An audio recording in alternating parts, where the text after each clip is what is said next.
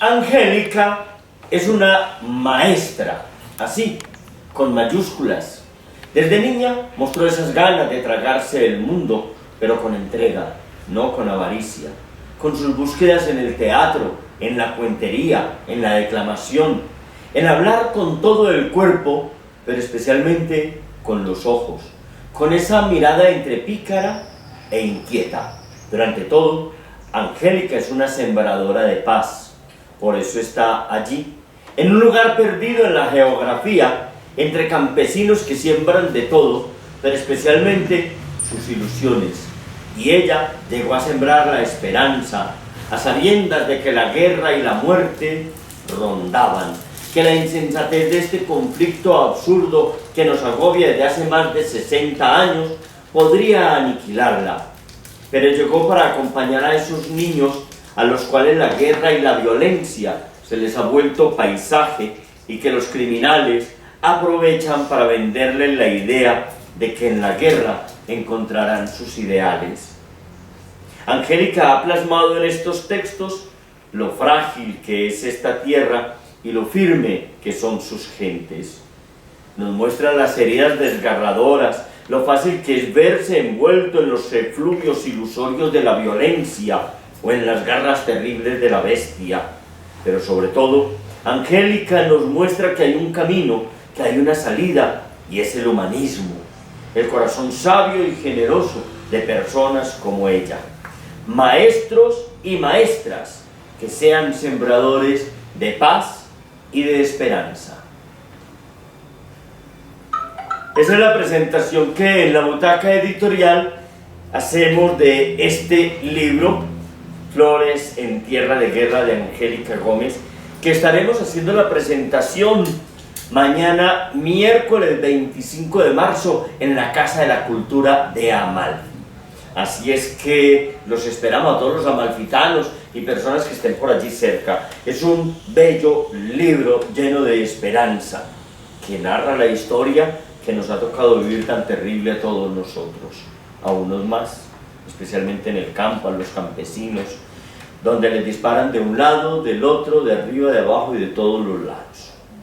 Entonces los estaremos esperando, porque por ahora vamos a continuar con un invitado muy especial acá en Viva Palabra, un hombre que ha estado acá acompañándonos esporádicamente, como dicen por ahí, cada que pueda el mente se aparece acá para contarnos cuentos, para contarnos historias, para ver simplemente como espectador, como amigo y como compañero. En unos minutos sabremos de quién se trata.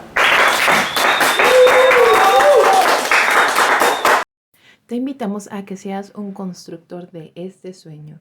Escanea el código QR y entra a nuestra Baki Procede, donde podrás donar desde 3,000 pesos para hacer nuestros salones más grandes y el festival Entre Cuentos y Flores en nuestra sala. Escanea y sé parte de este sueño. Sí, señoras y señores, estamos acá en Viva Palabra, en la grabación de este programa con todos nuestros acompañantes que cada 8 días se dan cita acá en la Corporación Cultural Viva Palabra para disfrutar de los cuenteros y de las entrevistas, es decir, para enterarse anticipadamente de lo que va a salir en el programa dentro de 8, 10 o 15 días y les pueden hacer, ¿cómo es que dicen ahora? Spoiler. Es que por el interno me soplaron que es spoiler. Bueno, pero hoy no está doña Euforia, la estamos extrañando, pero hay buenos reemplazos entre los asistentes de doña Euforia. Le mandamos un saludo a ella cuando esté viendo el programa. Vamos entonces con nuestro invitado. Es un caminante, es un viajero, es un buscador en el arte, la cuentería, el teatro, la poesía. Bueno, que sea él mismo el que nos cuente todos estos detalles. Él es Vladimir Álvarez.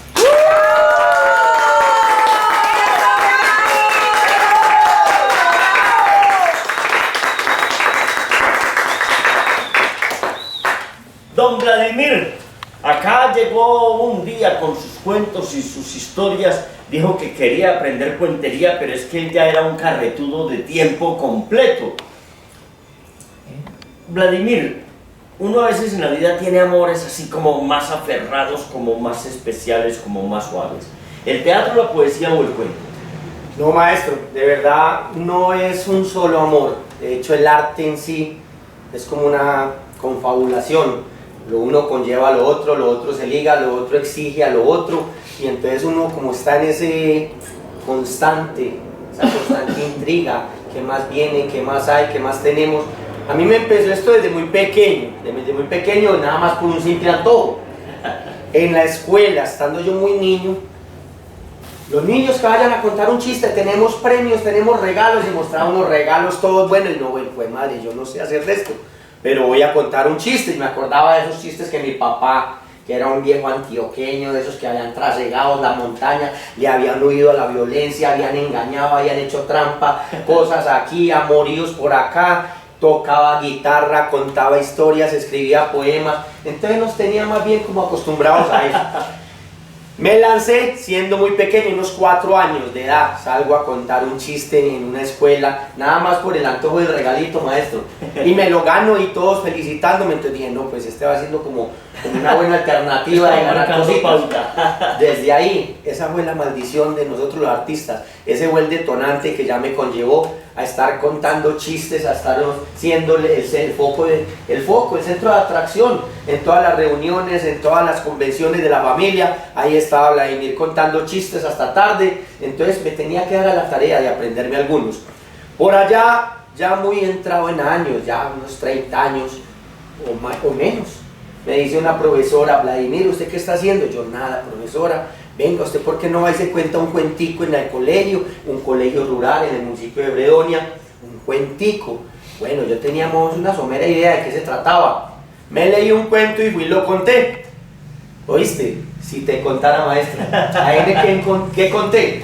El encomendado de San José. Yo no sabía de quién era, no sabía... Sí, se me pareció bonito porque en esos días yo andaba como dentro de mi rebeldía, como bueno, la religión, la tradición, todas esas cuestiones, me pareció un cuento espectacular y de hecho lo es. Me fui y me conté el encomendado de San José. Eso fue por allá en los años del 94, 95, 1995, y entonces arranqué con eso. Después me llamaron a la emisora del pueblo que contara un cuento y involuntariamente me volví cuentero. Sí, maestro, eso fue una necesidad y entonces ya me tocaba aprender a contar, inclusive por allá en tiempos de que uno está buscando como qué voy a hacer en la vida, qué es lo que quiero hacer. Me encontré un amigo que también tenía esos delirios de cuentero y entonces empezábamos a contarnos cuentos y a inventarnos cuentos y quedábamos a la tarea de que al otro día nos encontrábamos y contábamos y entonces se me dio como la idea de meterme a este mundo de la cuentería. Pero espere, Vladimir, con despacio, vamos con despacio. Me hablas de un pueblo y más, ¿de qué pueblo es Vladimir? Bueno, yo soy de Fredonia, Antioquia. Y habla así como gente de Fredonia, sí. ¿no? Habla así. De corazón, porque uno pues el montañero sale del pueblo, pero el pueblo no sale del montañero. Nosotros cuando vayamos, sea a los Estados Unidos, sea a las Europas, siempre vamos a llevar el pueblo adentro porque siempre somos de pueblo. De Fredonia, Antioquia, un pueblito muy bonito allá en el suroeste antioqueño, la cuna del maestro Rodrigo Arena Betancourt, de muchos poetas, de Mario Tierra, hombre, este humorista. Mario Mosquera Mejía. Mario Tierra, por ahí en estos días me lo encontré. Gran poeta y declamador costumbrista. Muy bueno, muy bueno. Y entonces allá en Fredonia tiene uno, decía el maestro Rodrigo Arenas, en uno de sus libros, decía, hombre, aquí en Fredonia uno no tiene para dónde divisar, uno no tiene nada que ver, uno simplemente tiene el universo. Entonces el maestro miraba las estrellas, miraba el infinito y él se enfocaba en sus musas, en sus obras, en sus relatos y en sus picardías, porque pícaro sí era el viejo. Lo conocí personalmente y era una belleza de ser humano. Te tomaste los aguardientes con el maestro Rodrigo. Whisky, chimbilas, whisky, que decía el hombre, una belleza. Muy bien, hombre Vladimir. Bueno, ¿qué tipos de cuentos te gustan más? Bueno, de hecho, a mí me llama mucho la atención el cuento coloquial, la tradición paisa, el personaje narrativo, ese campesino arriero que trasegó. Es más, ahora tuve la oportunidad de enfocarme más en las historias de Pedro Rimales, Josiaca, de Toñito. Me encantó mucho porque estaba introduciendo en estos últimos días la trova al cuento, acordándome de esas vivencias de Ñito Restrepo y Josiaca, que Ñito Restrepo, como todos sabemos, fue uno de los principales copleros de aquí, de los primeros copleros por allá en el 60, 70, de acá de Antioquia. Y entonces eso me vi que se conjugaba, bueno, chévere, contar y trobar al mismo tiempo. Y también la poesía. Yo también me gustó declamar. Lo de la poesía fue algo como muy... me llegó así de repente. Me pusieron a declamar por ahí en Titiribí. ¿Todo le llegó de repente? Sí, de repente. Porque es que mira, yo era muy amigo del exdirector de la Casa de la Cultura en Fredonia, y entonces él veía que yo era extrovertido y que hacía muchas pendejadas, y cuando uno tiene cara de loco lo mandan a hacer locuras.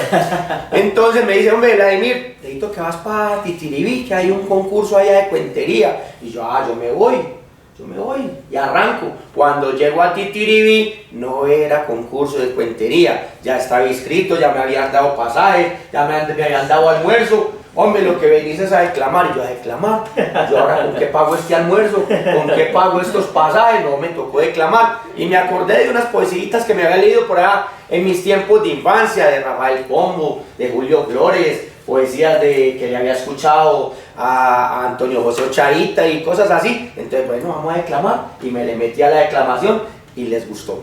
Entonces, de ahí para acá también seguí combinando la declamación, la poesía a esta vida artística, porque es que esto se vuelve una necesidad. Si uno no lo hace, es como cuando uno no va a Cuba. Y uno va a sentir como más ganas y hasta que ya no aguanta y se va. Entonces, así mismo es el arte. Tiene uno que hacer eso, o si no, graves. Bueno, Vladimir, y con el teatro, porque es que también te he visto haciendo teatro y comparsas y cosas así.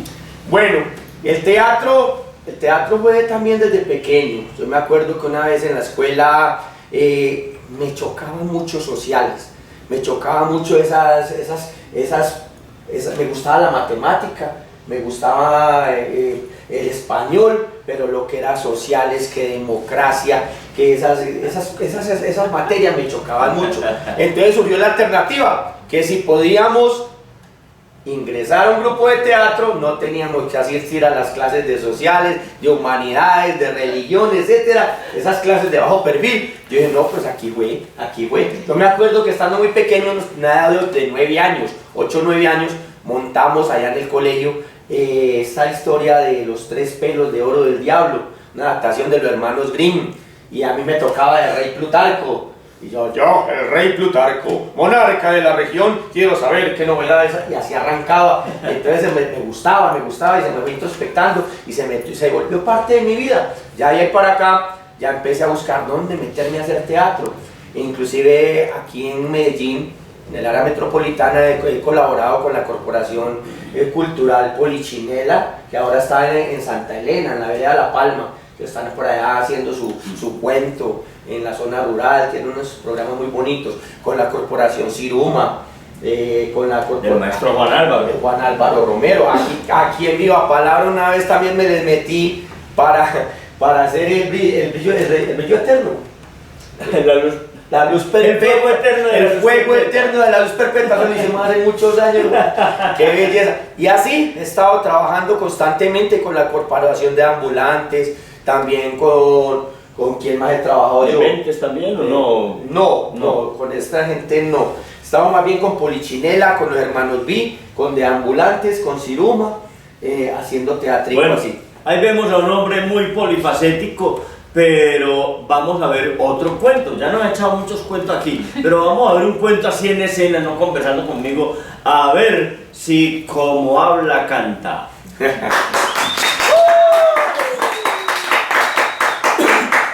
La Butaca Editorial es la editorial de los cuenteros de Medellín. Si quieres conocer sus libros, visita en Instagram @labutacaeditorial.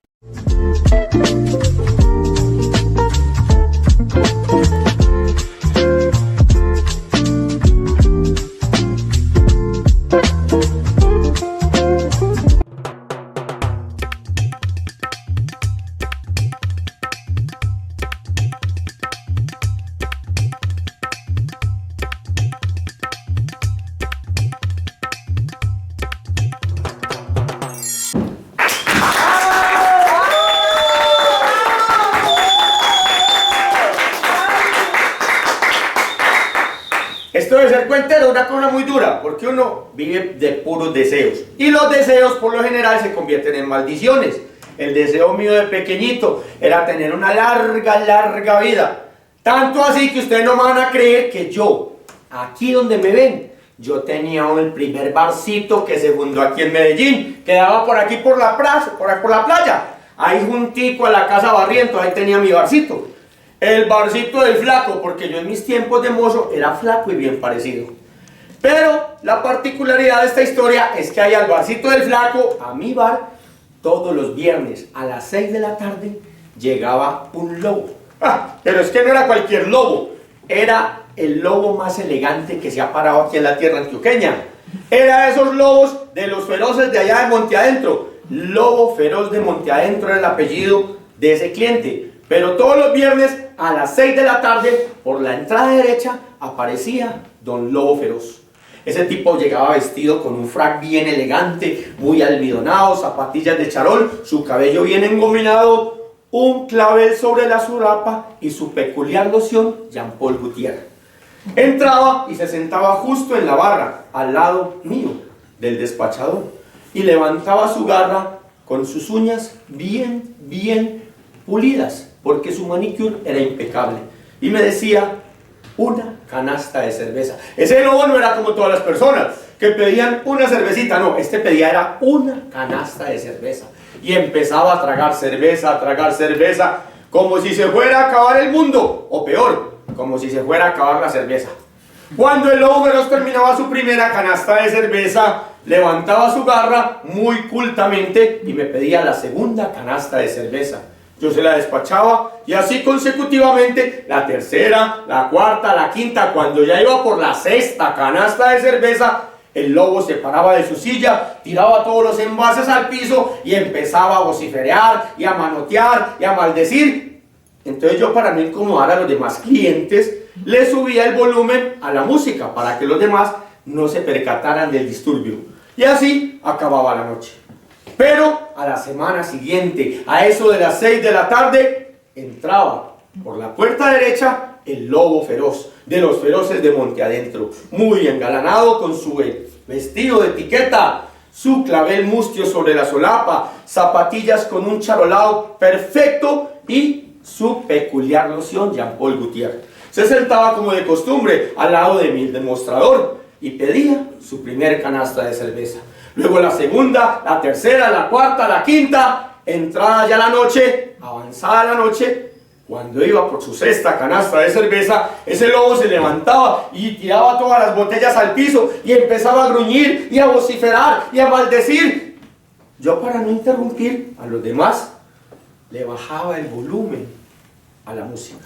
Y así terminaba la noche, sin ningún problema. Y así, cada 8 días, todas las semanas, aparecía, hacía lo mismo, exactamente lo mismo, hasta que un cliente muy reconocido, me dijo: oíste, flaco, ¿vos no te has preguntado alguna vez qué es lo que tanto dice ese lobo?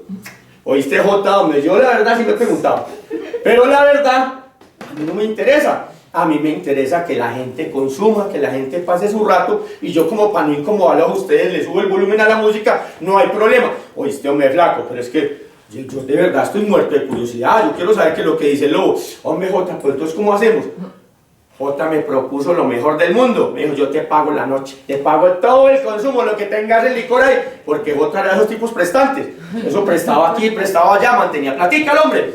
Entonces, así quedamos. Para la próxima semana, cuando el Lobo Feroz se levantara de su mesa, yo le tenía que bajar el volumen a la música y todos íbamos a saber qué decía el lobo. Llegó ese viernes, tan anhelado viernes. El rumor se regó por todo Medellín. Y a ese hornillo acudieron gente de toda parte, de Titiriguí, de Leconia, de Vitania, de Fredonia, de toda parte llegaron, porque se había dicho que se iba a revelar el secreto del lobo. Estaba ese bar así atestado, y llegó el lobo a las 6 de la tarde, como siempre, por la puerta derecha. Entró con su vestido de etiqueta, sus zapatos de charol, su clavel mustio sobre la solapa, su cabello engominado y su peculiar loción Jean Paul Gaultier. Se sentó, pidió su primer canasta, la segunda, iba entrando la noche, todo muy normal, pues aparte de que había demasiada gente. Cuando ya iba por su canasta de cerveza, se levantó el lobo y tiró todas las botellas al piso. Inmediatamente todos los ojos se dirigieron hacia mí y yo, como ya estaba programado, me volteé y bajé el volumen de la música. Ustedes también quieren saber qué decía el lobo, ¿cierto? Sí. Bueno, el lobo decía lo siguiente. El lobo decía: pero qué ignominia, qué ingratitud, qué injusticia tan grande. Yo, el lobo feroz, el lobo más bonachón, más buena gente que ha existido, caer en esta crisis tan horrible. Caperucita y yo éramos hechos el uno para el otro. Estábamos predestinados a estar juntos. Caperucita y yo, desde todos los tiempos, teníamos que estar unidos, nos amábamos profundamente. Nuestro encuentro fue mágico. Esos pastelitos, esa canasta llena de pastelitos, esa figura angelical. Y ella me veía, qué ojos tan grandes, qué boca tan grande, qué hermosura. Y así empezó ese romance. Éramos hechos el uno para el otro, nos amábamos profundamente. Queríamos estar el uno con el otro siempre. Tanto así que como la gente no aprobaba nuestra relación, ella me pidió que me la tragara, que ella quería vivir dentro de mí, que ella quería estar aferrada a mi corazón todo el tiempo. Y claro, uno por amor hace hasta lo imposible. Yo me la tragué y ella se aferraba a mi corazón. Pero pudieron más la envidia, los celos, la rabia, la injuria. Esa tal abuela, malvada, vieja, desgraciada, amangualada con ese cazador, que por cierto eran amantes. Se opusieron y entre los dos me cogieron, me amarraron, y ese cazador con su hacha me abrió el vientre y empezaba a jalar a Caperucita, y Caperucita les gritaba: no, no me separen de mi lobo, no, déjenme aquí quieto. Pero ellos pudieron, y con odio, con envidia, la sacaron, la arrancaron de mis entrañas. Y es por eso que desde ese momento tengo un vacío tan grande en mi panza, que vengo todos los días aquí, cada 8 días, a tratar de llenarlo a punta de cerveza. ¡Bravo! Gracias por la palabra. Gracias, Teleboyacá. Gracias, mi gente. Besos.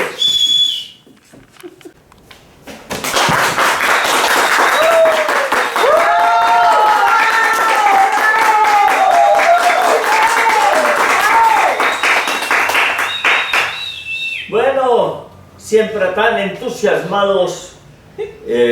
Todos están, parece que están haciendo casting para reemplazo de Doña Euforia, que no vino hoy. Vamos a ver quién, yo escojo quién es el reemplazo de Doña Euforia. Pero es que cómo no nos vamos a poner eufóricos con ese cuento que este señor nos acaba de contar.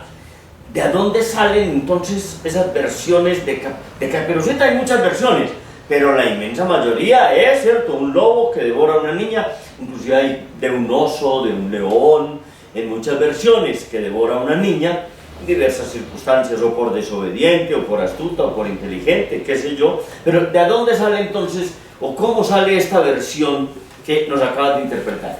Bueno, yo me di la libertad de las fuentes abrirlas.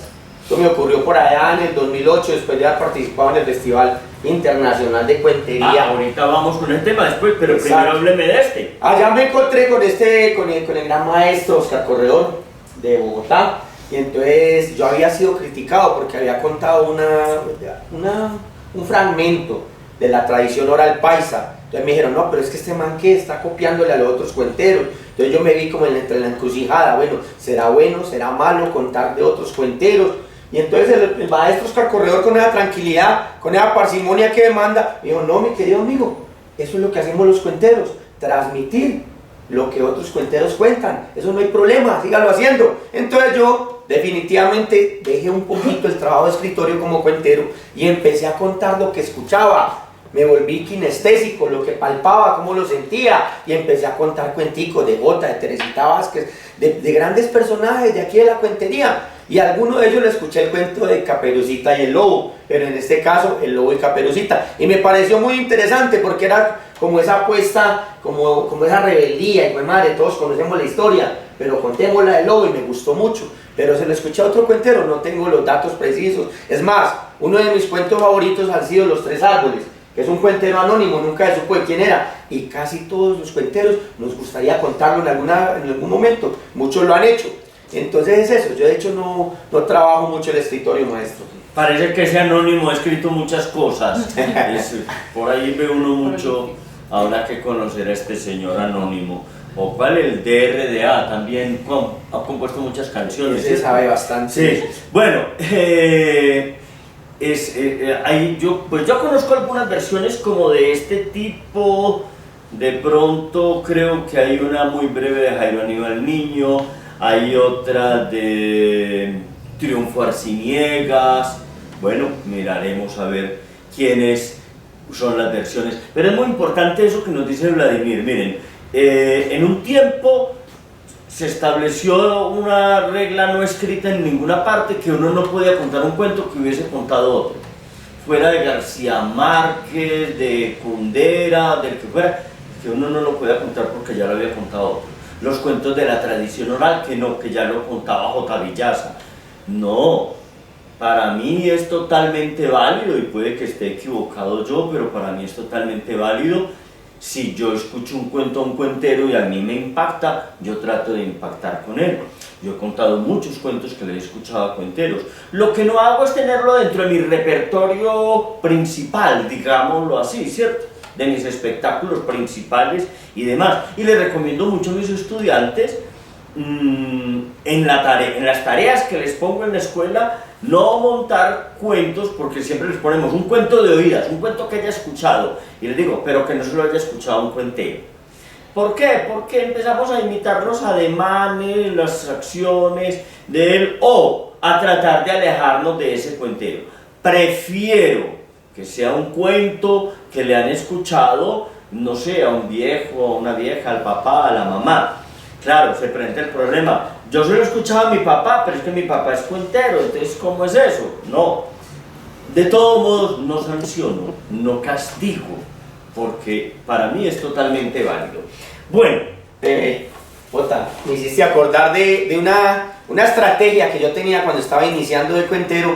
En Fredonia hay un personaje que le gusta mucho tomarse sus traguitos, y cuando se toma sus traguitos, básicamente cuenta toda la historia de Fredonia, del que hizo, del que deshizo, del que fue, del que no fue, todas esas cuestiones. Y entonces él lo llaman Pablo Rendijas, un viejito muy simpático, muy alegre, y entonces yo me daba la tarea de ahorrarme los pesitos para invitarlo a mediecita, para que me contara historias, y de ahí empezaba yo a elaborar algunos de mis fragmentos, porque sí, para el trabajito de escritorio he sido malo. Pero bueno, yo creo que nos va a tocar patrocinar la media para ir a grabar a Pablo Rendijas. Es que estos cuenteros naturales que cuentan porque han vivido, porque lo han vivido, como diría la canción de Piero, no es por haberlo visto en el cine americano, sino porque lo han vivido. Todas estas historias que a veces uno diría que son mentiras, esa cosa tan fantástica, tan extraordinaria. El realismo mágico tiene mucho más de realismo que de mágico, ¿cierto? Eso lo supo Gabriel García Márquez, lo descubrió, dijo, oiga, esto es por aquí, la vida, la literatura debe ir por acá, sin desconocer pues que las historias de ficción en general, pasada, presente o futura, también son maravillosas, pero las historias reales vistas desde perspectivas, ¿cierto? Algunos dirán, no, es que ese viejito es muy mentiroso. No, tiene una perspectiva propia de la historia que ha visto y ha vivido. ¿No? Y como dice el dicho, se muere un viejo de estos y es como que se acabó una biblioteca. Y combina las historias reales con la ficción. Yo me sorprendía, por ejemplo, con Isabel Allende, que empezaba a contarle a uno una historia y uno ya la estaba creyendo, cuando de repente le metía extraterrestres, le metía cosas de ficción. Y bueno, ahora sí vamos entonces. Bueno. Has participado en el Festival Local de Cuentería Medellín 50 y Antioquia también, que da clasificación a algunas personas, a los mejores, para el Festival Internacional de Cuentería. ¿Cómo fue esa vez que estuviste en el Festival Internacional? No, esa experiencia fue muy bonita. Yo de hecho no me había entrado todo en el cuento ni nada de eso, sino que a mí voy palanqueado por uno de sus discípulos, por uno de sus amigos, por Paul Ríos, nos encontramos por ahí en la estación Santo Domingo en uno de esos eventos que hace Viva Palabra, y entonces yo me la arrimé y me dijo, no, pues andate para Viva Palabra y nos contás un cuento, y yo pues de bobo cariado, mata a la mamá, aquí me metí, les conté un cuentico y entonces ya me presentaron al maestro J, fue la primera vez que lo vi, en el 2008, muy contento, muy alegre yo de conocerlo, entonces ahí como entre empujones y empujones participé con una adaptación del cuento Los tres pelos de oro del diablo de los hermanos Grimm. La hice yo, le trabajé, mi mamá, que en paz descanse, mi mamá me motivaba mucho, ella me decía, vuelva, cuéntemelo, yo ya fónico, ya disfónico, ya cansado, es que me gusta mucho, ella era como la principal fan, porque siempre que yo venía aquí a la corporación, andaba de llaverito, ella siempre quería estar acá, y era la que le encantaba mis cuentos. Las otras personas no me decían, sí, está bueno, está malo, no, pero ella sí, para ella era lo perfecto, era lo mejor, como todas las mamás. Entonces más bien llevado por ella, sí.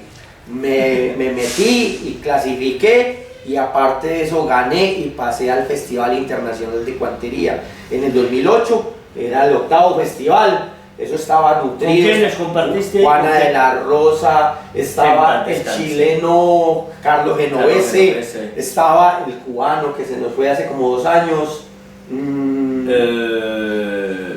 Ay, Dios. Se me fue, el morenito. Sí. Que tengo una historia. Lucas Nápoles. Lucas Nápoles. Por allá me soplan por el. Por allá nos soplaron Lucas Nápoles. A mí me pareció muy simpático porque nos sentábamos en las reuniones a comer y él acaparaba todas las ensaladas porque era fanático de la ensalada Lucas Nápoles. No, una serie de personajes muy hermosos. Maísa Marván. Ella fue la encantadora de ese año. Eso era una belleza compartir con uno. Y uno bien nuevo, uno bien novato, uno bien montañero, compartiendo con cuenteros de esa calaña. Eso era una cosa maravillosa. Sí, muy pronto tendremos entonces, ahora en abril, tendremos el lanzamiento del festival en el que estarán participando los ganadores del año inmediatamente anterior. Los esperamos a todos ustedes sábado 18 de abril. Lo estaremos esperando en el Centro Cultural de la Facultad de Artes de la Universidad de Antioquia. Ahí los estaremos esperando a ustedes. Ya saben, es entrada libre con aporte voluntario, en el que estarán presentando los mejores cuenteros locales del año pasado. Así es que, bueno, se nos acabó el tiempo. Este hombre es un encantador de serpientes, ya nos pasamos del tiempo. Ahí en el canal me van a cobrar la multa. No, mentiras. Tele Boyacá ha sido un aliado maravilloso con Viva Palabra, con el festival y con todo el proceso que llevamos. Muchas gracias, Tele Boyacá, muchas gracias a ustedes, señores televidentes, despídase. Muchas gracias, Tele Boyacá, muchas gracias, Viva Palabra, y para todo lo que siempre digo, buena mar, buenas letras y buenos cuentos.